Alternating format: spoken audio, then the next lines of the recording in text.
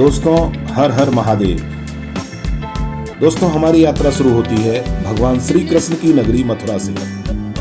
हमने श्री त्र्यंबकेश्वर मंदिर जाने के लिए मथुरा जंक्शन से सीधे नासिक रोड स्टेशन के लिए ट्रेन पकड़ी। नासिक रोड स्टेशन तक पहुंचने में लगभग 18 घंटे लगे। यदि आप भी त्र्यंबकेश्वर मंदिर में आने का प्लान कर रहे हैं तो इस वीडियो में मैं आपको बताऊंगा कि आप यहाँ कैसे पहुंचें, यहाँ पर रहने और खाने की व्यवस्था कैसे करनी है, यहाँ पर आने का सही समय क्या है, मंदिर में दर्शन करने का सही समय क्या है, मंदिर के आसपास घूमने की मुख्य जगह कौन कौन सी हैं, तथा वीडियो के अंत में मैं आपको बताऊंगा कि यहाँ रुकने के लिए कितने दिनों का टूर प्लान बनाएं और लगभग कुल कितना खर्चा लगेगा।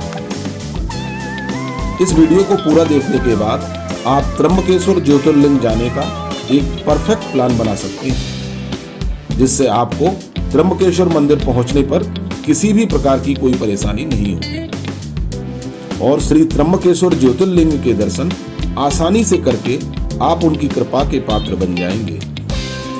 इस वीडियो को पूरा अवश्य देखें और साथ ही हमारे चैनल को सब्सक्राइब जरूर करें, जिससे नई आने वाली यात्राओं का संपूर्ण विवरण आपको मिल सके।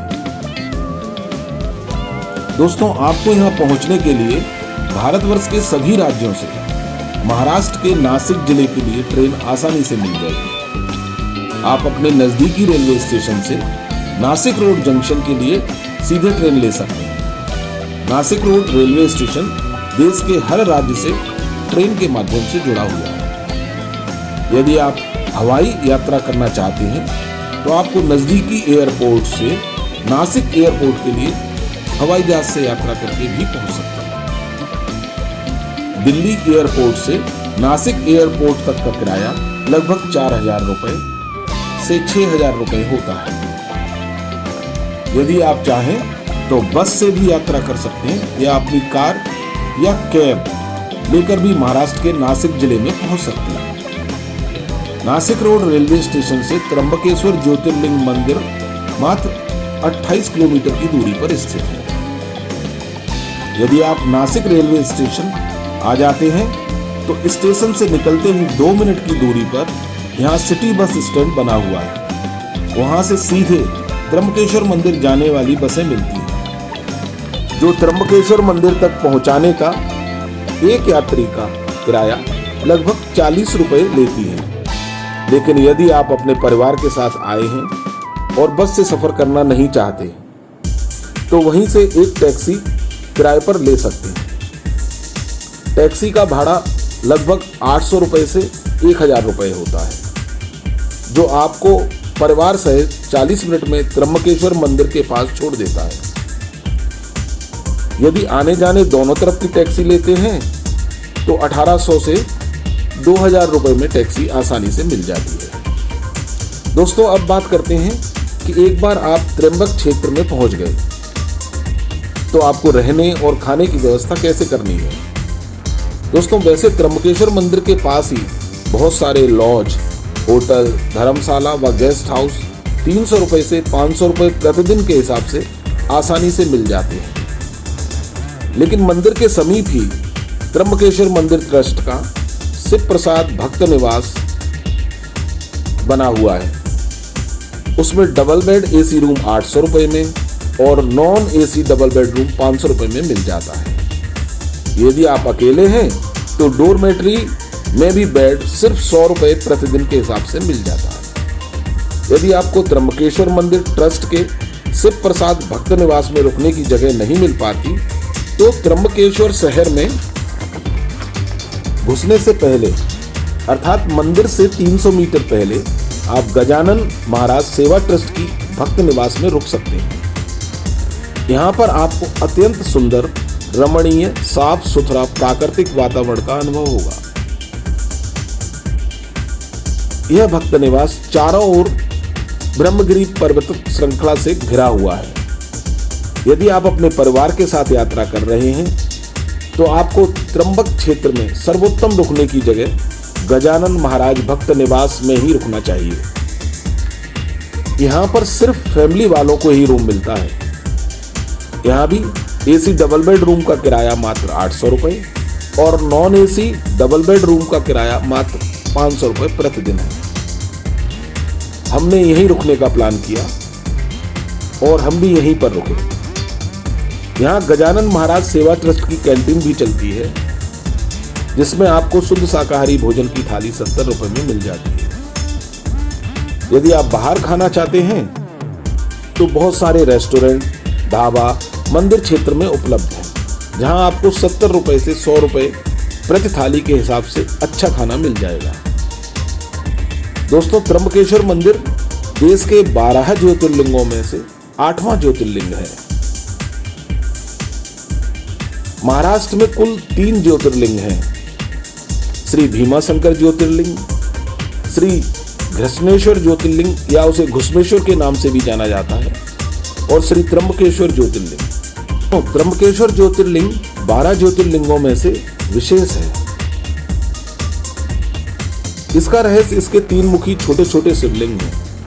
ये सभी शिवलिंग एक गड्ढेनुमा काले पत्थर की गोल रचना के अंदर स्थित हैं, जिन्हें क्रमशः ब्रह्मा, विष्णु एवं महेश के नाम से जाना जाता है। तीनों स्वरूपों का एक ही शिवलिंग में उपस्थित होना इसको त्र्यंबकेश्वर नाम देता है, और इसीलिए आमजन इसे त्र्यंबकेश्वर के नाम से पुकारते हैं। यह शिवलिंग स्वयंभू है, अर्थात स्वयं प्रकट है। शिवलिंग को किसी मनुष्य ने स्थापित नहीं किया है।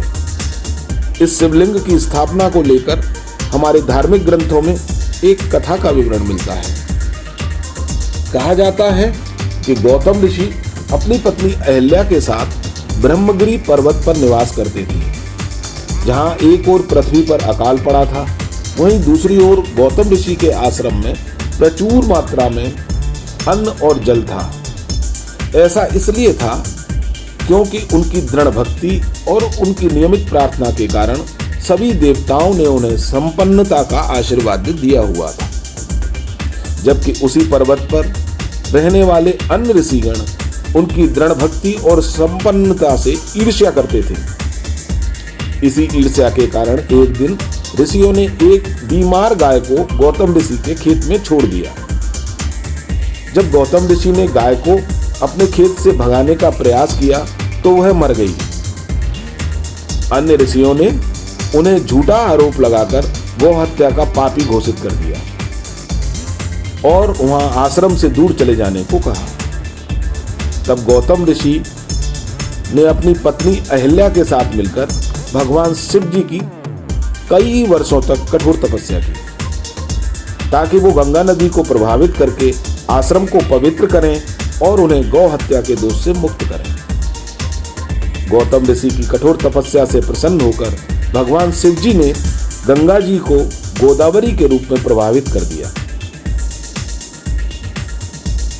और गंगा जी को वहीं रहने को कहा। त्र्यंबक क्षेत्र में आज जो कुशाव्रत तीर्थ है, अर्थात जो पवित्र कुंड मौजूद है, वहां गंगा अर्थात गोदावरी का उद्गम स्थल है। यहाँ पर लोग गंगा जी को गोदावरी के रूप में ही पूजते हैं। गौतम ऋषि और गोदावरी ने भगवान शिव से उसी स्थान पर निवास करने का अनुरोध किया। तभी से भगवान शिव जी त्र्यंबकेश्वर ज्योतिर्लिंग के रूप में त्र्यंबक क्षेत्र में स्थापित हैं। सभी ज्योतिर्लिंगों में भगवान शिव जी मुख्य देवता अर्थात एक लिंग के रूप में स्वयं प्रकट हैं, परंतु यह एकमात्र ऐसा स्थान है जहां भगवान शिव जी, भगवान विष्णु और भगवान ब्रह्मा जी के साथ प्रकट हैं। दोस्तों, आज जो मंदिर हम देखते हैं, इस मंदिर का निर्माण महाराष्ट्र मराठा साम्राज्य के प्रधानमंत्री पेशवा बालाजी बाजीराव, जिन्हें नाना साहेब के नाम से भी जाना जाता है, ने 1755 ईस्वी से 1786 ईस्वी के बीच कराया था तथा पुनर्निर्माण 18वीं शताब्दी के मध्य करवाया था। पूरा मंदिर काले पत्थर से निर्मित है।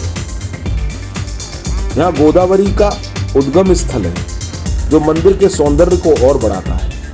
इसके अलावा मंदिर काल सर्प दोष निवारण के लिए एक प्रसिद्ध स्थल के रूप में प्रचलित है।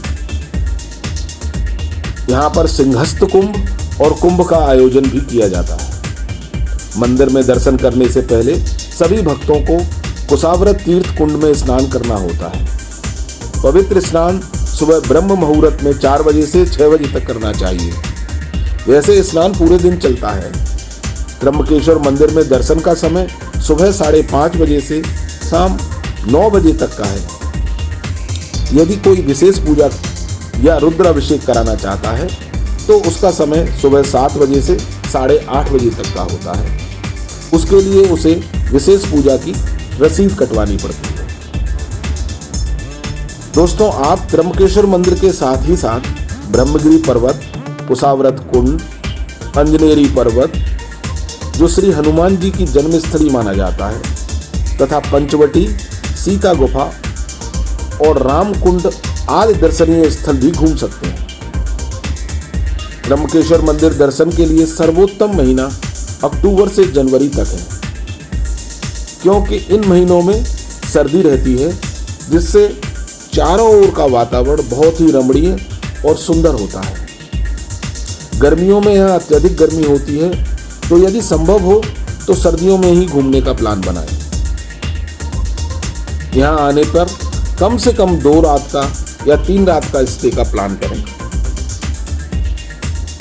एक आदमी का खर्चा लगभग नासिक से आना और 2 दिन का स्टे 2000 से 2500 रुपये होता है। दोस्तों, आपको वीडियो कैसी लगी कमेंट करके अवश्य बताएं, तथा मेरे चैनल को सब्सक्राइब करना न भूलें। हर हर महादेव।